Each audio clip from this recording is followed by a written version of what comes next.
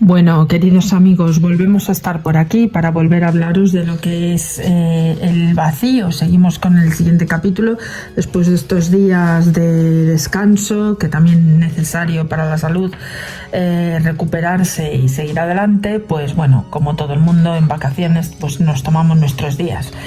Hoy el siguiente espacio de este vacío es el vacío y la masa y su relación entre ambas cosas, ¿vale?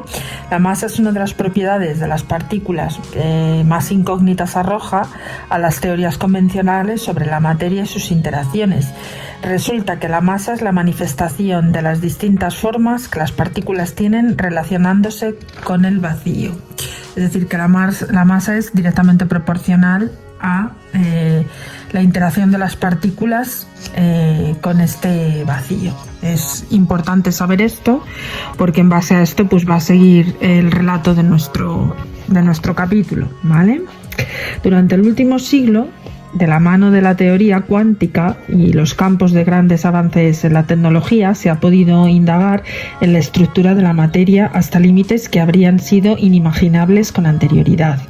Es interesante recordar que hacia 1905 la idea del átomo como una unidad fundamental de la materia era aún muy discutida en el ámbito científico. Actualmente, sin embargo, se sabe que la materia se organiza como si de una muñeca rusa se tratase, requiriendo cada vez más energía para poder ver sus niveles más profundos. Esta, en su nivel más fundamental, está descrita por la física de partículas, en lo que se conoce como el modelo estándar, una de las mejores teorías que la comunidad científica ha sido capaz de describir, cuyo acuerdo entre cálculos teóricos y experimentos es ciertamente impresionante. Así, a grosso modo, la materia está compuesta por moléculas y dichas moléculas son conjuntos de átomos unidos unos a otros debido a que comparten electrones. Es verdad, los electrones, acordaros que son lo que fluctúa alrededor del átomo, pero que sirve de conexión con otros átomos. Por su parte, están formados estos átomos por electrones y núcleos unidos por la interacción eléctrica, dado que el núcleo tiene carga positiva y los electrones tienen carga negativa. Acordaros, el núcleo con carga positiva se llamaba positrón y el electrón con carga negativa, efectivamente, electrón. Pero yendo aún más lejos, los núcleos, además, compuestos están por protones y neutrones, los cuales a su vez se subdividen en partículas más pequeñas denominadas quarks y gluones. ¿Os acordáis cuando hablábamos del sistema solar y de cómo estaba dividida la materia en lo que llamaban quarks y gluones, que era así un poco abstracto? Pues viene a decir la física de partículas efectivamente esto, que los protones y neutrones a su vez están divididos entre quarks y gluones. Esta es una descripción simple de la estructura de la materia propiciada por lo que se ha podido explorar hasta ahora en los experimentos, los cuales sugieren que los electrones y quarks no parecen tener estructuras internas, o al menos no se han hecho evidentes con los experimentos realizados en los aceleradores de partículas. Sin embargo, nunca se sabe si a futuro podrá deparar sorpresas en este sentido. La teoría que se ocupa de describir las partículas elementales y sus interacciones es el llamado modelo estándar y está basada en la teoría cuántica de campos. ¿Os acordáis? Lo hemos dicho al principio de este capítulo del vacío. El vacío se estructuraba en campos electromagnéticos. Campos físicos son los objetos de estudio de esta teoría, y las partículas, que es lo que encontramos en los experimentos de altas energías, de las que entendemos como perturbaciones de estos campos. Se dice que dos partículas interaccionan cuando se encuentran y cambian sus propiedades, es decir, que cuando se atraen, se repelen o se transforman en otro tipo de partículas. En el marco del modelo estándar, esto ocurre debido a que las partículas intercambian otras partículas mensajeras. Le llaman así partículas mensajeras. Una partícula tiene tres características: su masa, la carga y su spin. La masa es de lo que se compone esta partícula y cambia su estado de movimiento. Cuanta más masa tenga una partícula, más cuesta cambiar dicho estado. A la vez, la masa nos define con qué fuerza se siente la interacción gravitatoria. La carga de una partícula es lo que te determina cómo interacciona cuánticamente la partícula con otras partículas. El tipo de carga nos define a qué tipo de interacción está sujeta. La cantidad de carga nos indica con qué intensidad interacciona. El spin de una partícula da cuenta de cómo gira esta partícula alrededor de sí misma, es decir, no tiene estructura pero gira sobre sí misma. El spin solo puede tomar valores semienteros, es decir, cuando hablamos en valores de fracciones, por ejemplo, 1/2, 3/2, 5/2, etc., o enteros. El spin puede tener relación de valores semienteros, o sea, de fraccionados, o de enteros, 1, 2, 3, etc. Las partículas tienen spin semientero, que le llaman fermiones, y las partículas que tienen spin entero se llaman bosones. Acordaros que las partículas subatómicas se dividían en eso, en fermiones, bosones y más nombres que iremos encontrando en función del valor y su interacción. Los fermiones son las partículas que comprenden la materia y acordaros que tenían valor semientero, ¿vale? Y tienen la propiedad que no pueden ocupar un mismo estado cuántico, es decir, las partículas fermiónicas del mismo tipo no pueden estar todas en el mismo estado. En cambio, los bosones, que son además de carga eléctrica que llevan esa carga en valores enteros, como por ejemplo el 1, el 2 y el 3, sí que pueden ocupar el mismo estado y son partículas mensajeras que median en las diferentes interacciones. El modelo estándar se ocupa de describir cuánticamente las 3 interacciones no gravitatorias de entre las partículas. Esto es decir, el electromagnetismo. Es decir, que la cuántica lo que mide es el electromagnetismo de estas partículas. La interacción fuerte y la interacción débil. Acordaros de la fuerza débil y la fuerza fuerte, que hablábamos de la interacción entre partículas muy al principio en otros capítulos del sistema solar y su relación entre las partículas. La gravedad no entra en este esquema porque no existe aún una teoría cuántica de la gravedad que sea consistente. El electromagnetismo es la interacción que se da entre cargas eléctricas, es decir, cómo se relacionan diferentes cargas eléctricas. La carga eléctrica es una magnitud conservada y toma 2 signos, el positivo y el negativo. Las cargas de igual signo se repelen, como los imanes, y las de signo opuesto se atraen, efectivamente, como los imanes. Es el ejemplo más claro que podemos ver de este tipo de cargas. El electromagnetismo está mediado por fotones. Acordaros que son las partículas sin masa, por lo que se mueven a la velocidad de la luz y no tienen carga eléctrica ni carga de color. La interacción fuerte se describe por la teoría llamada cromodinámica, ¿vale? ¿Os acordáis cuando hablábamos de las partículas de ondas que decíamos que cuando había una interacción fuerte o una carga fuerte se percibía como un color, un haz de luz que describía estas partículas, estas singularidades? En cambio, cuando era débil no se percibía este color. Pues le vamos a llamar cromático porque pareciera que describen como una luz de color.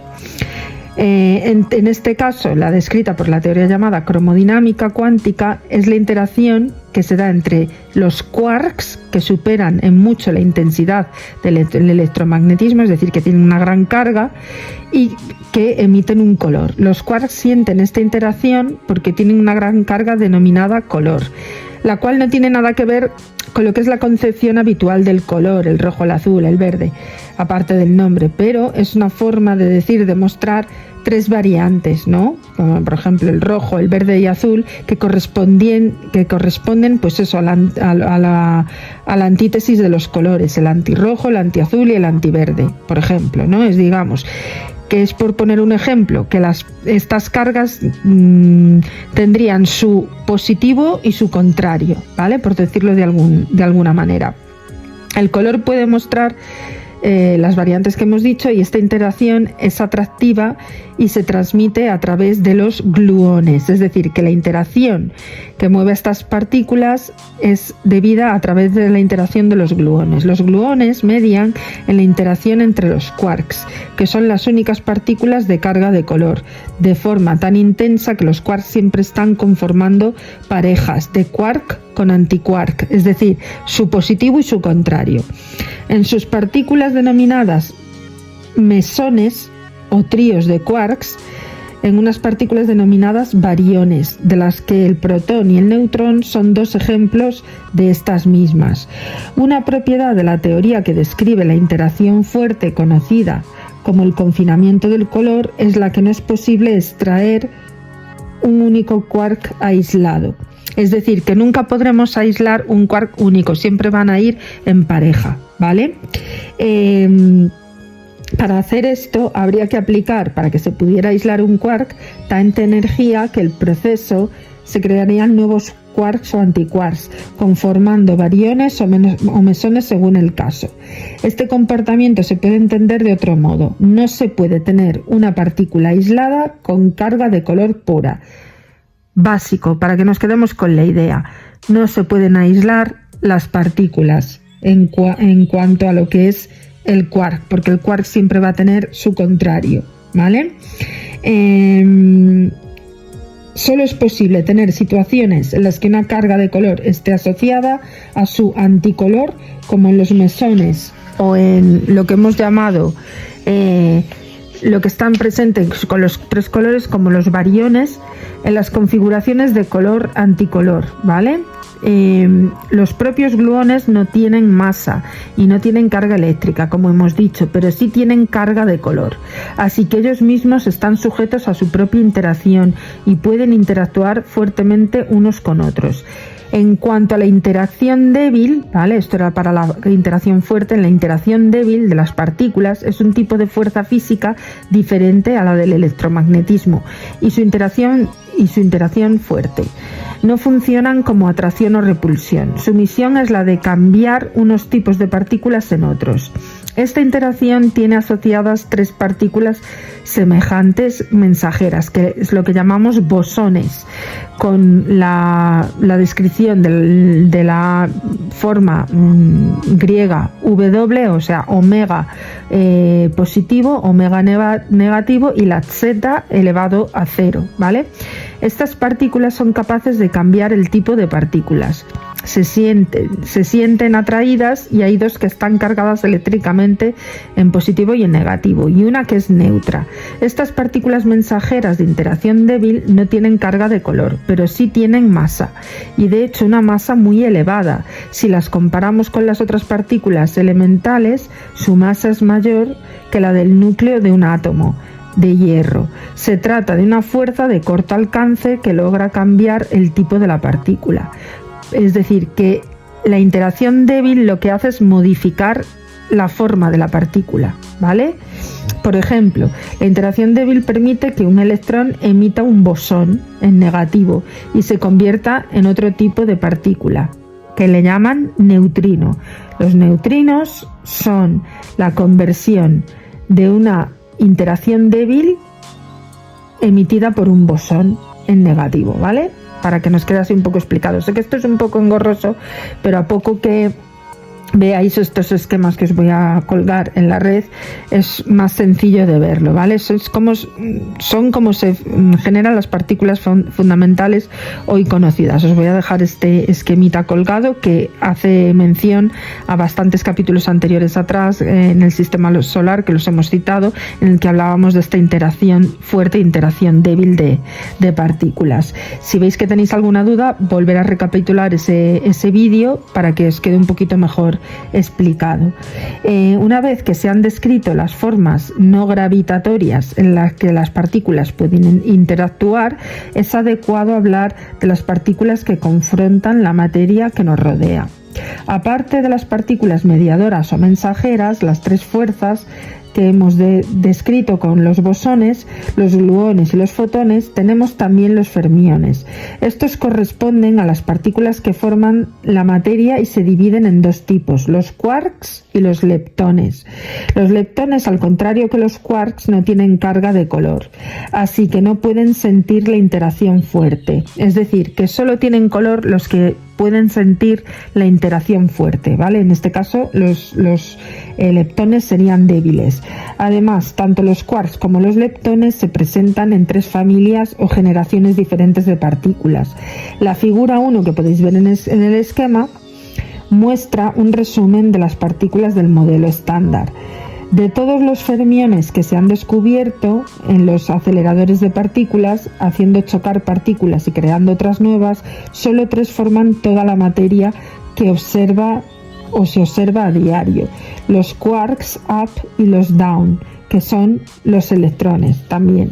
O sea, los quarks up, los quarks down y los electrones. O sea, solo esas 3 partículas es lo que el ojo humano,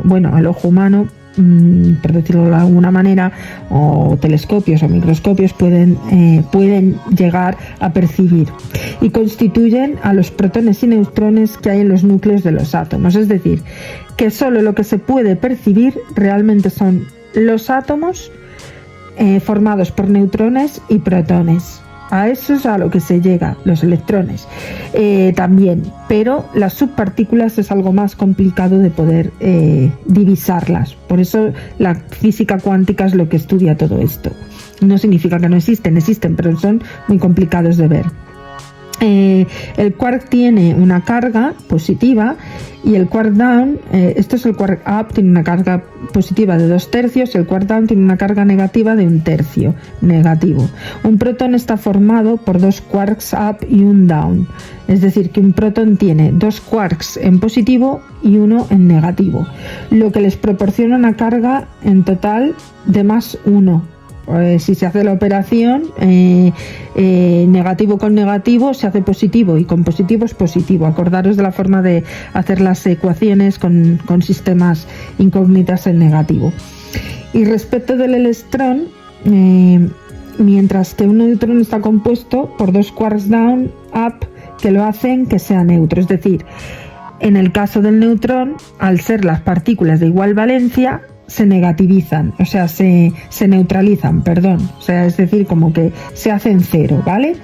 El resto de quarks solo aparece en experimentos de altas energías, son de mayor masa y por tanto se desintegran en partículas más ligeras rápidamente. Por ejemplo, el quark top tiene una masa comparable, vamos a ver a qué lo tiene comparable, a un núcleo de un átomo de oro, que contiene, cuando digo un átomo de oro me refiero al metal, ¿vale? Al metal de la tabla periódica. Acordaros de la tabla periódica de los elementos telúricos, que contiene además casi 200 protones y neutrones, cada uno con sus quark up y quark down, y se desintegran en segundos.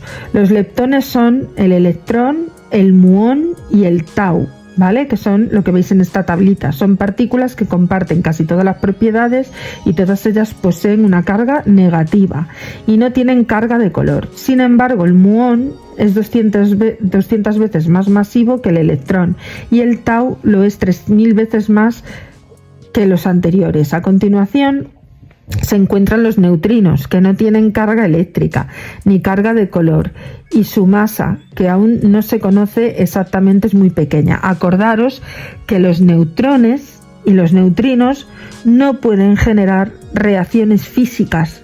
Cuidado, esto es muy importante. Si alguna vez en algún experimento notásemos que un neutrino genera reacción física, estaríamos ante algo verdaderamente peligroso e inexplicable. Eso significaría que podrían producirse catástrofes a nivel cataclíptico, porque en teoría los átomos compuestos de neutrones y protones, los neutrones no pueden tener en ningún momento generar reacción física. Esto es muy importante que se sepa.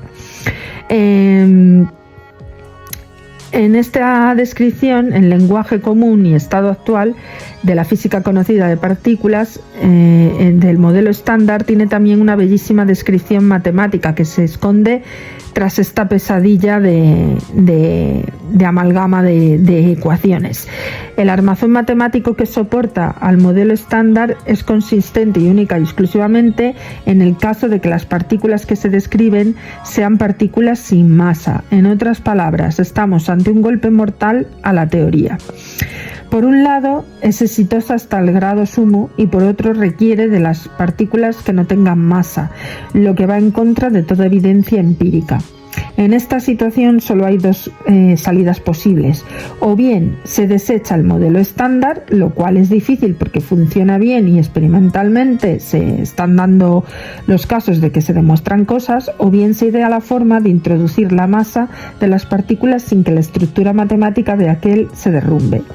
La segunda opción ha sido la triunfadora, la que acabamos de decir. En 1965, a los albores de la elaboración del modelo estándar de diferentes científicos, se propuso un modelo teórico por el cual se podría explicar de forma consistente por qué algunas partículas tienen masa y otras no.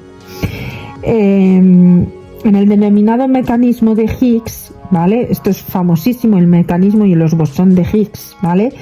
Y de su partícula asociada, la partícula Higgs, la existencia de esta partícula, también llamada bosón de Higgs, se confirmó experimentalmente al que el acelerador o colisionador de hadrones, esta partícula lo que hace es que se confirma que fue determinante para la física. Su mecanismo es capaz de explicar la masa de las partículas que la poseen sin romper la estructura del modelo estándar. Merece una descripción detallada y aquí lo vamos a explicar. Para ello, sin embargo, es necesario introducir primero varios conceptos clave. Por ejemplo, los campos en su mínimo de energía. Acordaros que había campos, lo hemos dicho al principio, del vacío, que no hacían resaltar actividad energética o tenían muy poca latencia, lo cual no significa que no existan, sino que es tan pequeña que es inapreciable. Un campo físico tiene asociada una energía determinada, según sea su configuración. Los campos están definidos en el espacio, en cada punto del cual pueden tener un valor u otro. Por ejemplo, si se mide la temperatura de cada punto de una habitación, se estará determinando el campo de temperaturas de la misma. Efectivamente, el campo de temperaturas puede cambiar sus valores y eso se llama cambiar su configuración de estado. En el espacio vacío, los campos asociados a las partículas que hemos visto hasta ahora están en un mínimo de energía, como hemos dicho. En su estado de vacío, su valor es cero y todos los puntos del espacio, excepto las pequeñas fluctuaciones inherentes a la física cuántica, como dicen los físicos, el valor esperado del vacío del campo es nulo, es decir, que no hay actividad. Esta situación es la que presenta los campos de las partículas mencionadas en la figura que hemos visto en el esquema 1. El campo electromagnético, el débil de los campos de quarks, etc. Las partículas no son más que excitaciones del campo cuántico al que están asociadas, y para que aparezcan esas partículas de forma que sea posible detectarlas, debe propiciarse una energía al campo de manera que éste abandone su mínimo de energía.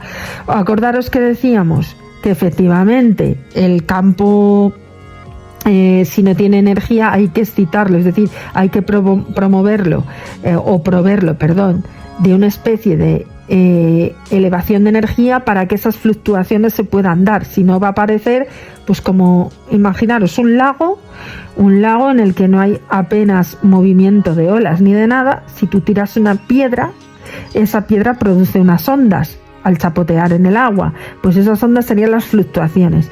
Para que eso pueda pasar, tú puedas ver esas fluctuaciones, tienes que haber lanzado una piedra. Pues en el espacio sucede algo parecido. En estos campos magnéticos no son detectables al ojo humano, ni a los telescopios, ni a los medidores de energía, ni a los espectrógrafos, porque la energía está al mínimo nivel, a no ser que le implementen una cantidad de energía X para que esto se produzca. Entonces ahí es cuando nos damos cuenta de que hay algo, que el vacío no es vacío como tal, sino que hay algo, ¿vale?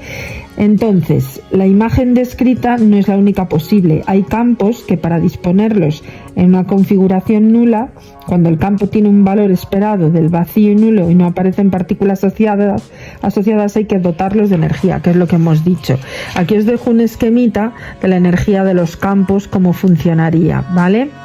Con lo que se ve, lo que os he explicado anteriormente, ¿vale? La caída al mínimo, como hay un falso vacío, que no es que sea falso vacío, sino que no hay latencia de energía. Entonces, esto es lo que quiere explicar la física cuántica. Es muy complicado porque recordad que son conceptos muy abstractos, pero lo que no exime de que no sean real y no sea realidad. Gracias a la cuántica podemos descubrir todos estos fenómenos.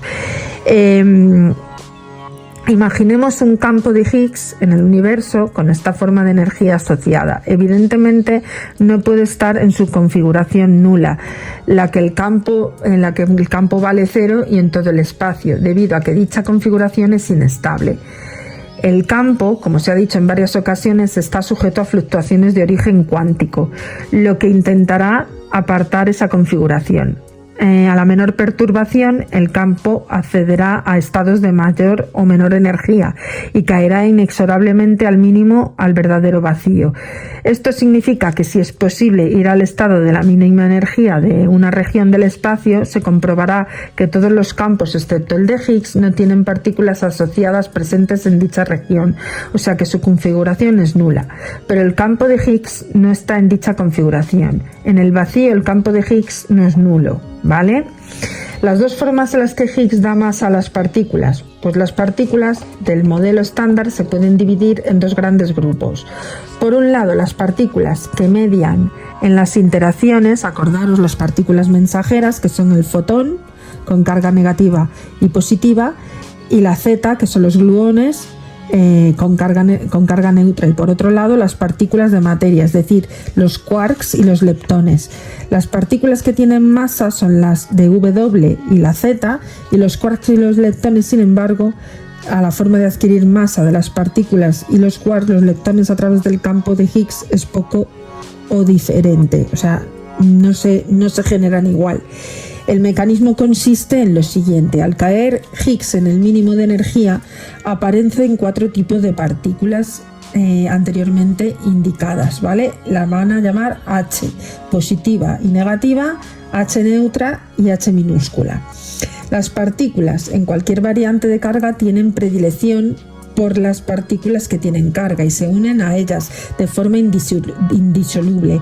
Esta unión hace que la W y la Z adquieran masa y que las H se desaparezcan, es decir, que prevalecerían las partículas que tienen carga o masa y que ya no se pueden detectar las que no tienen, ¿vale? Con lo cual estas son las que desaparecen. La partícula H minúscula no interactúa con los fotones ni los gluones y por eso estos no tienen masa y sí es posible detectarla. En el caso de los quarks y los leptones la situación es distinta. Lo que ocurre con estas partículas es que debido a sus características sienten la presencia del campo de Higgs que se impregna de todo el espacio y que interactúan con él. Así es que el campo de Higgs, si no existiera este campo, los quarks leptones se moverían por el espacio a la velocidad de la luz, que es lo que implica no tener masa. Eso sería desastroso, porque no se podrían formar protones, ni neutrones, ni nada. En última instancia, ni núcleos ni átomos. Afortunadamente, cuando los quarks y los leptones se propagan, de un sitio a otro van interactuando con el campo de Higgs, el cual entorpece su paso y evita que viajen a la velocidad de la luz, lo que interpreta como que inercia, etcétera, o masa. ¿Qué quiere decirse? Que si no hubiese masa, no se podrían formar átomos. ¿Entendéis? Porque todas las partículas y subpartículas estarían fluctuando por el espacio a tal velocidad de la luz que no se podrían conformar estados de materia. Es decir, que para que haya para que haya átomos tiene que haber masa, con lo cual el vacío es una forma, por decirlo de alguna manera, de masa. Esto es lo que descubrió el gran astrónomo Higgs. Es por eso tan importante las partículas de Higgs, y todo es tan importante en la física cuántica, porque es lo que demuestra que el vacío como tal no es un vacío, sino que hay algo. Lo que pasa está en mínima latencia, que es lo que llevamos explicando en todo el capítulo. La verdad que es bastante apasionante este campo, y aun siendo tan abstracto, yo os pido que tengáis un poquito de paciencia y lo vais a releer y reescuchar varias veces hasta que los conceptos os empiecen a quedar un poquito hilvanados en la cabeza, ¿no? Porque yo comprendo que es una materia muy ardua, muy complicada, y que a veces pues con ejemplos prácticos es difícil de ver, porque no hay tantos ejemplos como tal, sino que tendríamos que acudir a otro tipo de cosas, pero aquí lo que se trata es de simplificar un poco las cosas. También es cierto que no solo Higgs, esta ley o este teorema vive solo de la masa, sino que hay más cosas que lo favorecen, ¿vale? El acrónimo formado por la QCD, que es el acrónimo que quiere decir cromodinámica cuántica, ¿vale? La cromodinámica cuántica es la teoría que describe la interacción entre quarks a partir de intercambios de gluones. Es esta interacción en realidad la que explica al 99% de la masa de los cuerpos físicos, que no tiene nada que ver con el campo de Higgs. Es cierto que el campo de Higgs da masa a partículas elementales que la tienen, entre ellas los quarks up, como hemos dicho, y los down, ¿vale? Lo hemos dicho anteriormente, a su vez forman los núcleos de los átomos y, por supuesto, el electrón. La masa del electrón es en realidad despreciable, ya que es casi 2000 veces menor que la de los protones y los neutrones. Así que toda la masa de los cuerpos que nos rodean vienen casi exclusivamente de la masa de los núcleos de los átomos. Pero las masas de los quarks up y down solo contribuyen con muy pequeña parte de la masa de los núcleos, o de los protones o los neutrones. Vamos a tomar el protón para hacer un simple cálculo. Para definir su masa, debido a que es muy pequeña y las unidades cotidianas de kilogramos, gramos no son nada prácticas, usamos lo que denominamos megaelectronvoltio, ¿vale? Megaelectronvoltio, que se escribe y se representa por la unidad métrica decimal MeV, ¿vale? MeV. Un MeV es una unidad de energía, equivale a 1.000.000 de veces la energía que adquiere el electrón a través de una diferencia potencial de 1 voltio, ¿vale?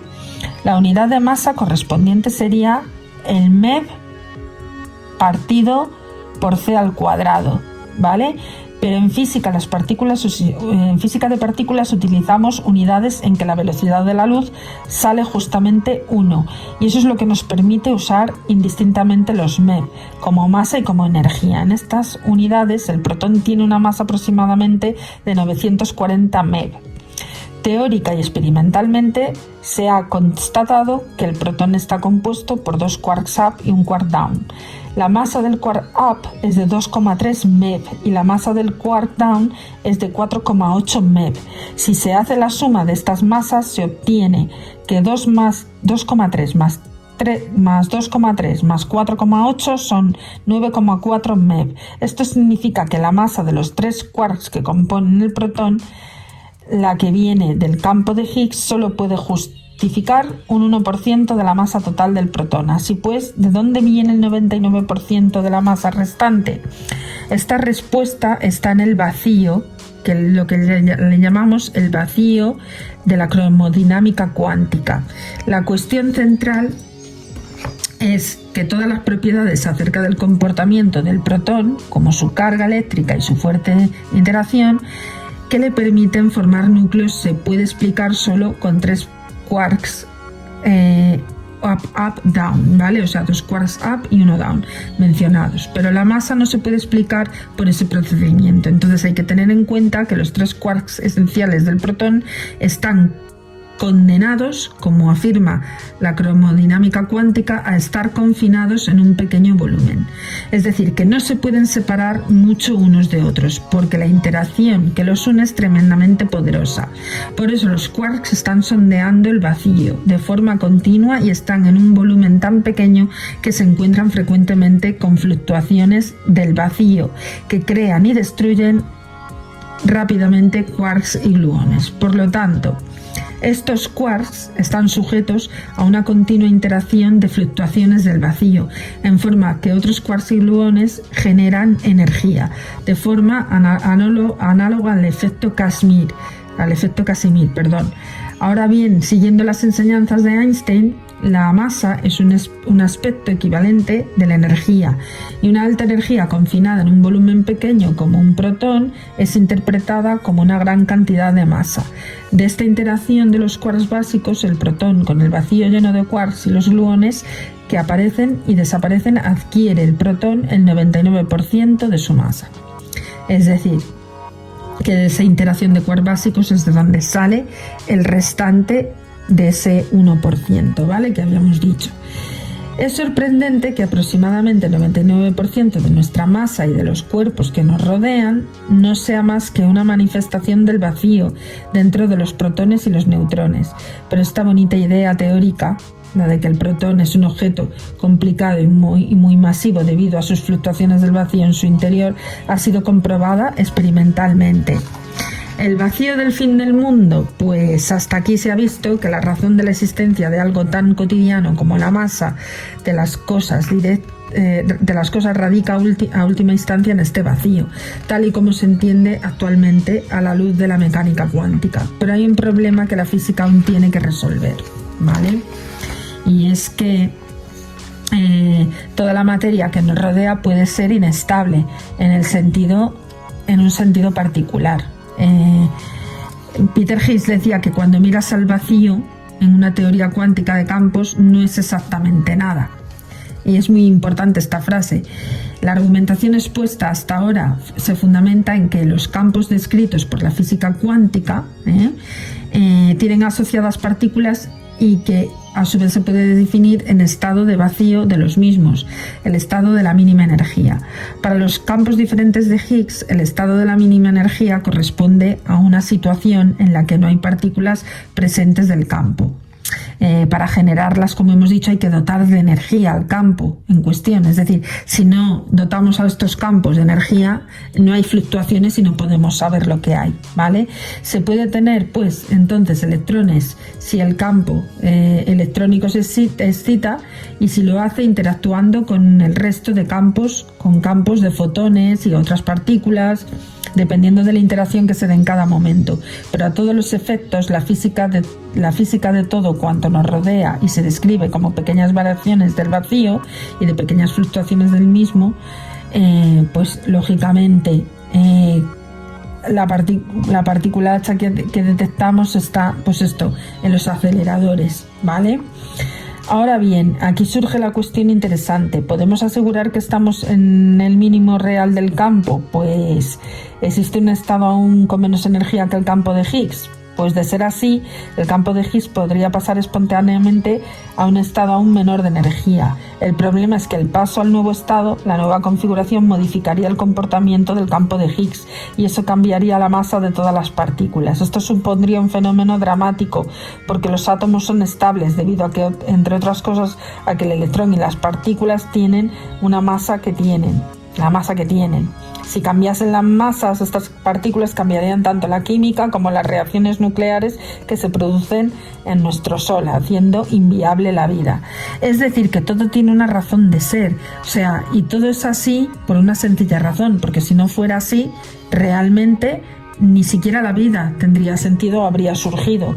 Todo tiene una cuántica perfecta y una física perfecta. Nos podrá gustar más o nos podrá gustar menos, pero las cosas son así. Es decir, si cambia la configuración de dichas partículas, probablemente no tendríamos vida. ¿vale? Se pueden dar 3 situaciones en este contexto. Primero, que el campo de Higgs haya alcanzado su mínimo de energía, con lo que la física sería estable y no sufriría ningún cambio, y lo que permitiría decir que el modelo estándar es estable. Segundo, que estamos en un valor cercano al mínimo de energía en el campo de Higgs, pero que haya otro solo un poco más pequeño, y en esta situación Higgs generaría un vacío metaestable, porque aunque la situación no es la mínima posible y una perturbación lo podría llevar a un verdadero mínimo, la probabilidad de lo que esto ocurra es muy pequeña, ya que no hay mucha diferencia entre una energía y otra. Y por último, en la posibilidad 3, puede pasar que Higgs no esté en su mínimo de energía, que ésta sea muy diferente de su estado actual. En este caso podría hacer una transición al verdadero mínimo, ya sea de forma espontánea o porque le proporciona la suficiente energía como para ir a un mínimo a otro. Entonces diríamos que el campo de Higgs se encuentra en un vacío inestable.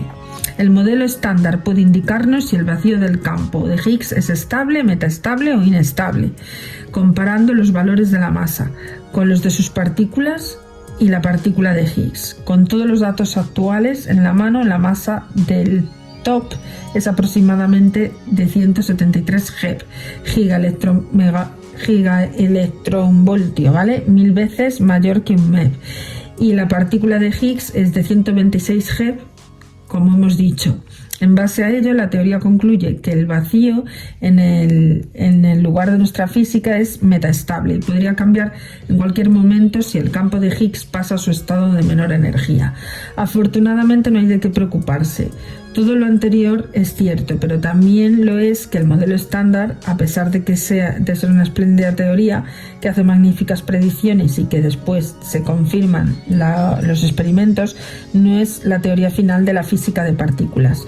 El modelo estándar ha estado funcionando muy bien hasta que las energías se han sondeado experimentalmente, pero tienen problemas abiertos que requieren de nueva física que se está explorando, conceptos como las dimensiones extra y la supersimetría de partículas. Esto es muy importante, que se está estudiando la supersimetría de las partículas. Además, el modelo estándar no incorpora la gravedad, una de las 4 fuerzas fundamentales de la naturaleza.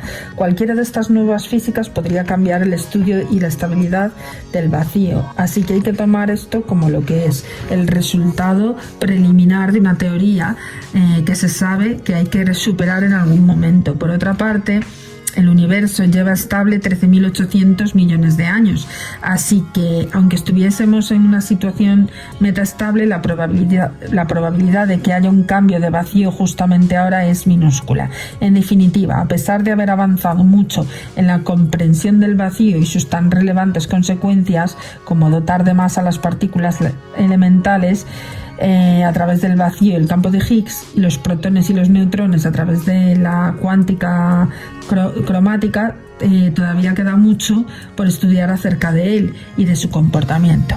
Pues bueno, por hoy lo dejamos aquí. Sé que ha sido unos conceptos un poquito enrevesados, pero bueno, os recomiendo que si tenéis alguna duda volváis a los capítulos anteriores que he dejado sobre el sistema solar, la termodinámica y todo esto, porque es muy muy importante que se vayan asentando estos conceptos para que podáis tener claro y seguir los capítulos a partir de ahora, porque hay que recordar que la física cuántica es bastante abstracta y la física de partículas también lo es.